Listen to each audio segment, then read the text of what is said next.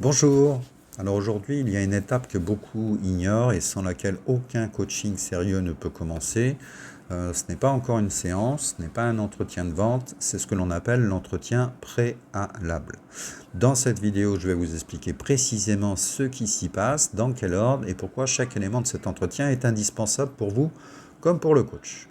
Alors, le premier élément, c'est qu'il faut déjà, dans cet entretien préalable, qu'on appelle aussi entretien de découverte, c'est le premier contact structuré en fait entre le coach et son futur client.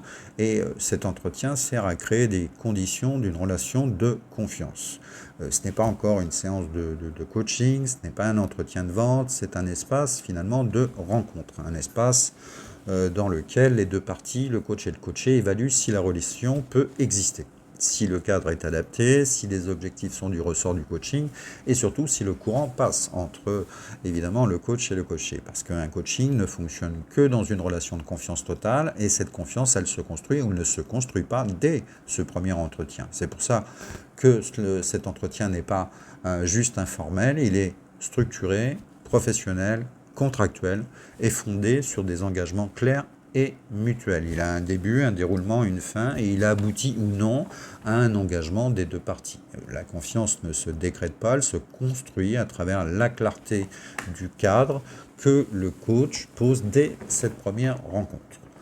Le deuxième élément, c'est la présentation. C'est-à-dire que la première chose que fait le coach dans cet entretien, c'est se présenter réellement. Pas une liste de titres, pas un argumentaire commercial, une présentation honnête et factuelle. Qui il est, quelle est sa formation, quelles sont ses certifications, dans quel domaine il intervient, quelle est son expérience terrain, pourquoi parce que le futur coaché a le droit de savoir avec qui il s'engage. Il a le droit d'évaluer la légitimité du professionnel qu'il a en face de lui. Un coach qui ne se présente pas clairement dès le départ, là c'est un signal.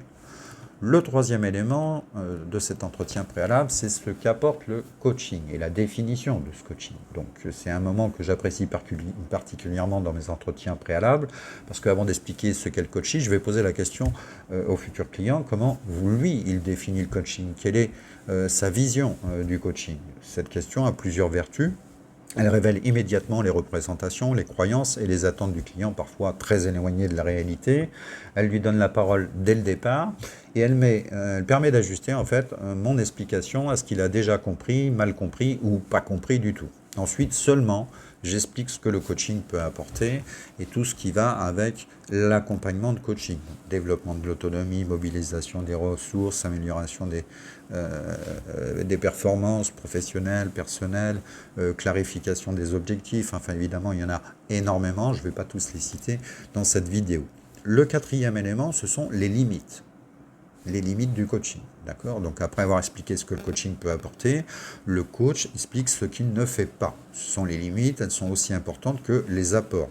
Le coaching, on l'a déjà vu dans mes précédentes vidéos, ne traite pas les troubles psychiques, il ne remplace pas une thérapie, il ne prescrit pas, il ne diagnostique pas, il ne travaille pas sur des traumatismes profonds. Et si au cours du processus de coaching, le coach perçoit que la situation dépasse finalement son champ d'intervention, il va orienter vers le professionnel. Donc énoncer les limites dès l'entretien préalable, c'est un acte d'éthique.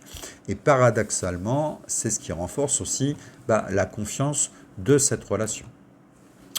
Le cinquième élément est le point le plus important, c'est ce qu'on appelle le secret professionnel, et c'est l'un des moins connus de l'entretien préalable. Le coach est soumis au secret professionnel sans exception et sans dérogation.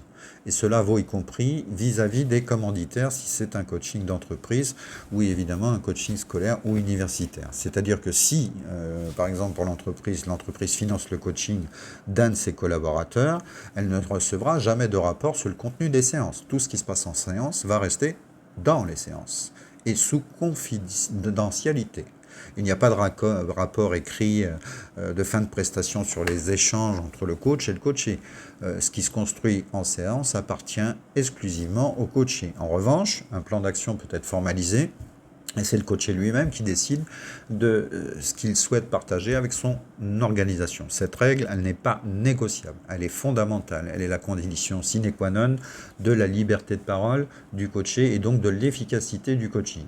Mais le secret professionnel ne suffit pas. Ce qui garantit en plus la protection du client, c'est l'agrément du coach auprès d'un conseil ou d'une structure professionnelle reconnue. Pour ma part, je suis affilié au Conseil européen des coachs professionnels, qui est une instance de référence internationale en matière de coaching professionnel. Et en adhérant à ce conseil, moi-même, j'ai signé et m'engage à respecter sa charte de déontologie qui a été établie par ce conseil. Donc cette charte, elle va couvrir l'ensemble de ma pratique, ma posture, ma confidentialité, mes limites d'intervention, ma formation continue, ma supervision aussi régulière.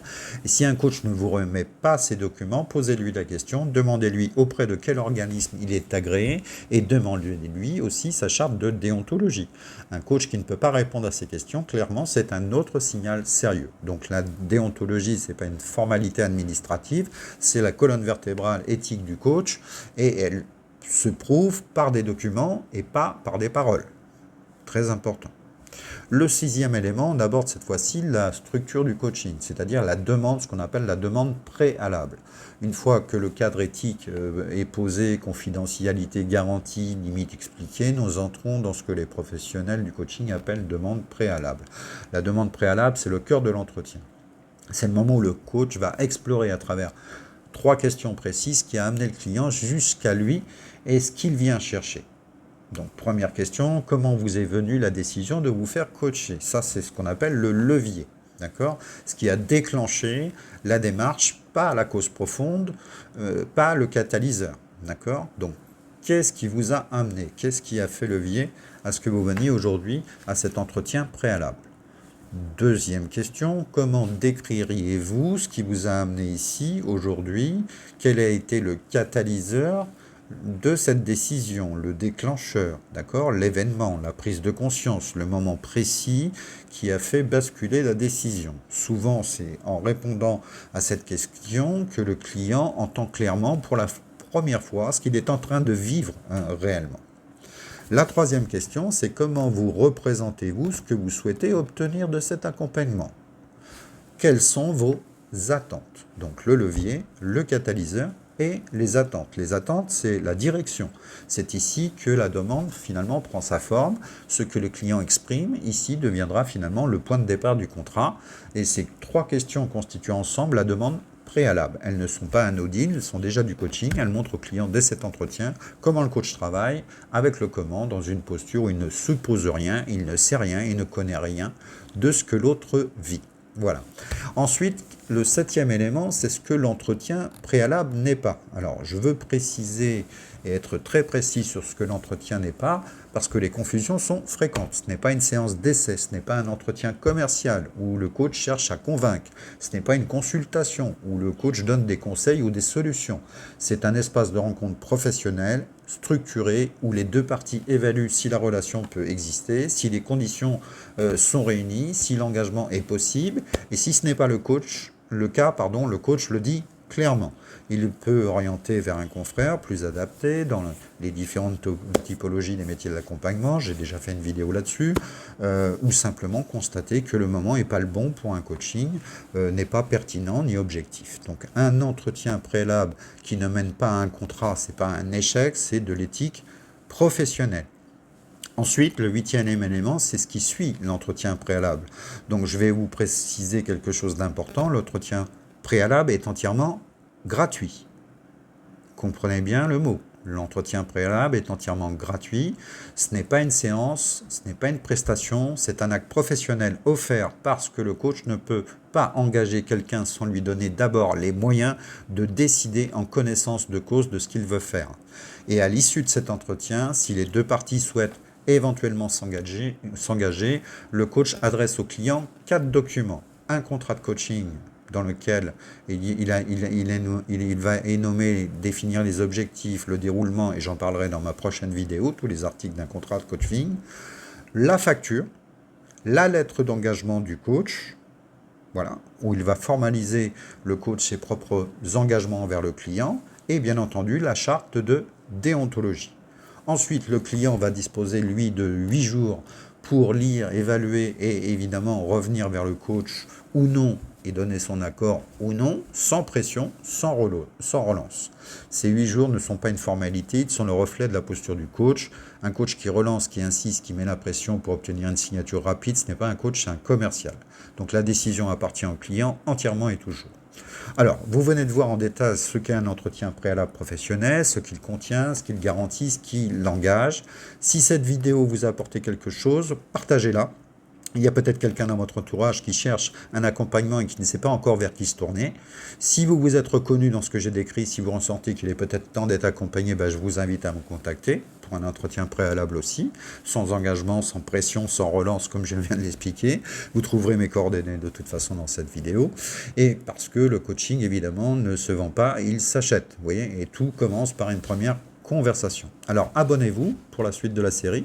Dans la prochaine vidéo, je vous présente les 10 articles du contrat de coaching, tripartite ou bipartite, article par article. Au plaisir.